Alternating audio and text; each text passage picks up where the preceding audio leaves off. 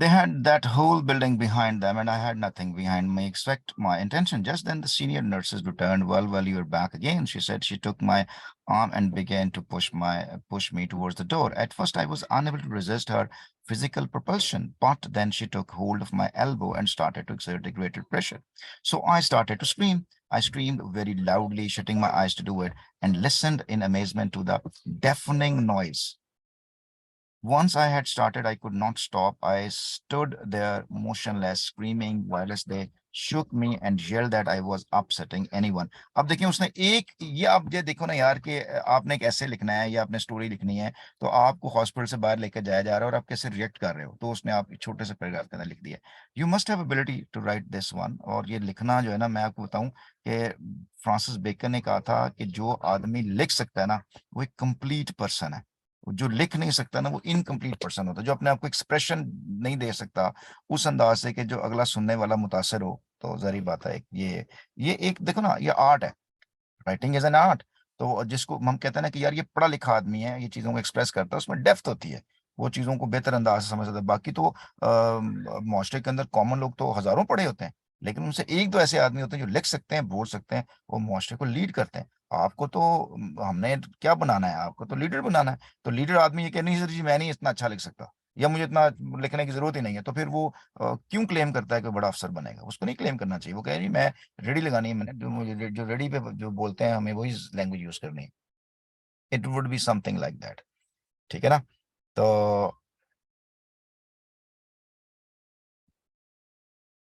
वाह वाह वाह वाह ठीक है मुझे पता था फिजा ने इसको रिस्पॉन्ड करना है यहाँ पे चलें जी यानी हम चलें जी इसके बाद आ रहा है जी यान साहब आपको टाइम मिल गया अच्छा जी once I started I could not stop I stood there जी इसके क्वेश्चन उसमें आते हैं जी डिफिकल्ट वर्ड्स में डिस्ट्रेस का मीनिंग आप देखो ये मैचेटी बन रहा है मैचेटी का वर्ड आप कभी गूगल करें मैचेटी MACHETE तो इसका मतलब बड़ा खंजर होता है तो ये खंजर ही है आपको जब जितने ज्यादा वर्ड्स आते होंगे मीनिंग आते होंगे खंजर की तरह जनाब जी आप रीडर के सीने पे घूम सकते हैं तो डिस्ट्रेस का मतलब सफरिंग पेन सॉरो को कहते हैं और ये जो प्रोपल्शन है इसका मतलब फोर्स होता है थर्स्ट होता है इम्पेटस को भी कहते हैं और ये जो डेफनिंग है इसका मतलब होता है resounding thunderous noisy ear splitting कान फाड़ देने वाली आवाज को डेफनिंग कहते हैं रिसाउंडिंग और does not look like a knife चलो ना लगता हो मैंने तो बना दिया ना अच्छा जी इसके बाद एक और वर्ड है यहाँ पे येल्ड छुरी तो लगती है ना जफीर अगर खंजर नहीं लग रहा खंजर नहीं लगता येल्ड का मतलब शाउटेड स्क्रीम्ड हाउल हुलर के मानों में इस्तेमाल होता है ठीक है जी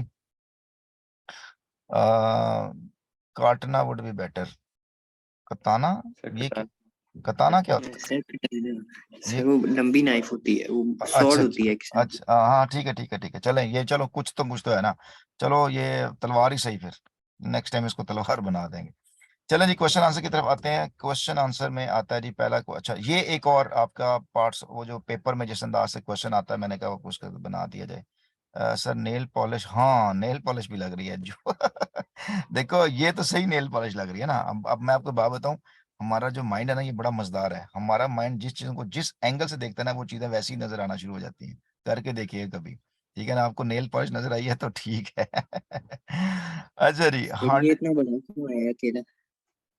बुलेट भी लग रही है देखो ना शाबाश देखो बुलेट भी लग रही है देखो आपको ये यही जो चीजें होती हैं टीच जो नॉलेज और एजुकेशन का सबसे बड़ा पर्पज ये होता है कि वो आपको एक चीज के कई कई एंगल दिखाता है और आपको उस एंगल को सभी को अप्रिशिएट करना है ये नहीं कि किसी एक एंगल को लेके उसके बाद आपने पीटना शुरू कर देना उसको ये नॉलेज यही तो एजुकेशन होनी चाहिए ले जी हार्डन्ड है इसका मतलब स्टर्न है लाउड है एंग्री है रीएनफोर्स है बताएं जल्दी से इस सेंस में क्या होगा their voice hardened they had not whole तो इसका आंसर जल्दी से बताएं क्या आंसर होना चाहिए इसका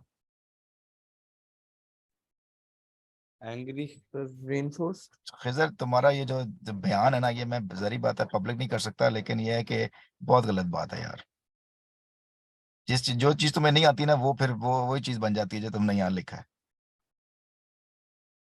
जी जल्दी आंसर स्टर्न। बोलें जी आंसर बोलें इसका मुझे आंसर बोलें इसका क्या है हार्डन का क्या आंसर होगा हाँ जी इसका आंसर जी स्टर्न होगा डी सर। हार्श को कहते हैं हार्श सख्त इसका आंसर होगा चलें जी नेक्स्ट का क्वेश्चन आंसर बनते हैं why do you think the nurse greeted her the righted nurse उसको जो जो जूनियर नर्स थी ना उसने उसको नर्वसली क्यों आंसर दिया है? नर्वसली इसलिए आंसर दिया है कि वो परेशान हो गई है, फिर आ गई है, अब हम इसको कैसे डील करेंगे? तो there are so many options for this. और इसके बाद जो अगला क्वेश्चन है वो ये है कि the nurses had that whole building behind them whereas the writer had nothing except her intention without copying from the passage explain in own words that what does it mean. और how did the senior nurse show that he was annoyed with the writer? तो इसका जो पहले का answer वो ये है कि they were afraid, thought, knew she might make a fuss. So they thought she was going to ask to see her baby again. The senior nurse was not there to deal with it. वगैरह वगैरह ये सारे इसके answer. They were only junior inexperienced nurse. They were nervous. ठीक है। अच्छा ये जो ना सिंपली आंसर दे वर नर्वस ये आपका गलत होगा, वो ये गलत आंसर होगा। आपने पूरा लिखना है कि they were inexperience nurses to deal with the situation, ये इसका आंसर होगा। इसके बाद है कि ये जो दैट होल बिल्डिंग का क्या मतलब और इंटेंशन का क्या मतलब है? होल बिल्डिंग का मतलब ये है कि वेट ऑफ अथॉरिटी है, हॉस्पिटल रूल्स हैं, मैनेजर्स हैं, अदर नर्सेज हैं, डॉक्टर्स हैं, वगैरह वगैरह। और इंटेंशन का मतलब डिजायर, विशेस या डिटर्मिनेशन के मानों में इस्तेमाल होता है।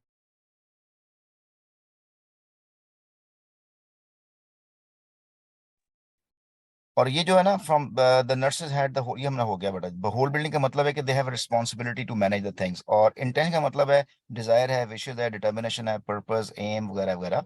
और how did the senior nurse show that she was annoyed? तो ये क्यों बताया, कैसे उसने बताया? तो उसने ये बताया था कि भागी। She propelled her towards the door, उसको गुस्से से दरवाजे की तरफ लेके गई, इसका आंसर होगा जी। ठीक हो गया जी, चलें जी। Okay, what is the difference in explaining your own words and write in your own words? अच्छा, जब एक्सप्लेनेशन की बात आती है ना, तो आपने एक्स्ट्रा वर्ड्स बीच में ऐड करने होते हैं, मतलब अपने तरफ से चीजों को ऐड मतलब ये उसको एक्सप्लेन करना होता है सिचुएशन को। इन योर ओन वर्ड्स का मतलब भी ऑलमोस्ट होता है। जब आप एक्सप्लेन कर रहे होते हैं तो ऑब्वियसली अपने लफ्ज यूज करते हैं चीजों को और मजीद एक्सप्लेन करते हैं। इन योर ओन वर्ड्स का मतलब स्ट्रिक्टली आपने टेक्स्ट बुक के वर्ड को नहीं लेना, आपने सिनोनिम्स के अंदर लेके चलना होता है। ये एक बेसिक डिफरेंस है इसके अंदर। अच्छा जी, नेक्स्ट हमारे पास अगला पैराग्राफ है। दो the noise I could hear things happening and I felt I had to keep doing this until they let me see her. Inside my head it was red and black and very hot.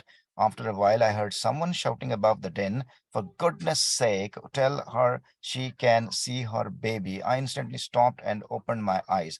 I looked at the breathless circle surrounding me, the surgeon himself looking white with anger, the senior nurse crying, the junior nurse looking stunned. It was as though I had opened my eyes on a whole new narrative in which I myself had taken no part.